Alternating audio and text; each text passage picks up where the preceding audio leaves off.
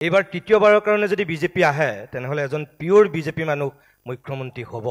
আৰু বতাহত শুনামতে সেই মানুহজন মোৰ লগত এতিয়া বহি থকাজনে সঁচানে কথাটো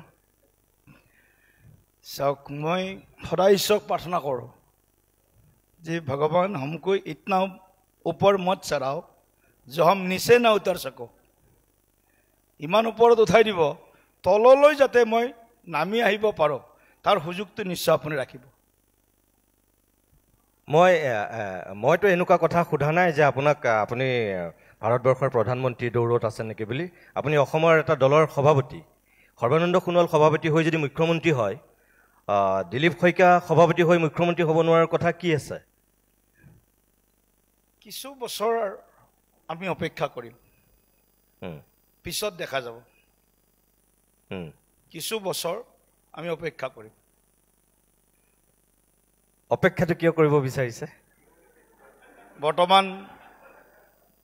প্ৰতিদিন গোষ্ঠীৰ যি ধৰণৰ এটা সুন্দৰ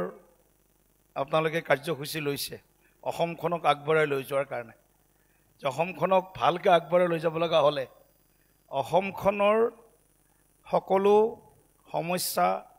সমাধান আৰু সকলোবিলাক দিশ যিসকল ব্যক্তিয়ে ভালকৈ জানে মই ইমান ভালকৈ নাজানো এইটো সঁচা কথা আৰু মই ইমান মানে জনা মানুহ নহয় কিন্তু সংগঠনত মই কৰি কাম কৰি মই আজি এইখন হয়তো দায়িত্ব পাবলৈ সক্ষম হৈছোঁ বহুত বেছি মোৰ কোনো তেনেকুৱা লিপচাও নাই কিন্তু কথাটো হ'ল আপোনাৰ প্ৰশ্নৰ উত্তৰটো জনগণেহে দিব পাৰিব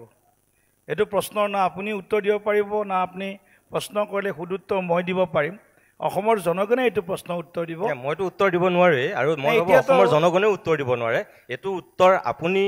অলপ দিব পাৰিব আৰু অলপ আপোনালোকৰ অমিত শাহ বা নৰেন্দ্ৰ মোদী বা আপোনালোকৰ দলৰ সভাপতি জাতীয় মানুহবিলাকে দিব পাৰিব অসমৰ জনপ্ৰিয় মুখ্যমন্ত্ৰী কৰ্মদক্ষ মুখ্যমন্ত্ৰী ডক্টৰ হিমন্ত বিশ্ব শৰ্মা ডাঙৰীয়া কিছু বছৰলৈকে অসমৰ মুখ্যমন্ত্ৰী থকাটো প্ৰায় নিশ্চিত গতিকে পিছত আমি এই বিষয়ে আলোচনা কৰিম আজি নাপাতে আৰু আজি আৰু নাপাতো আৰু বাৰু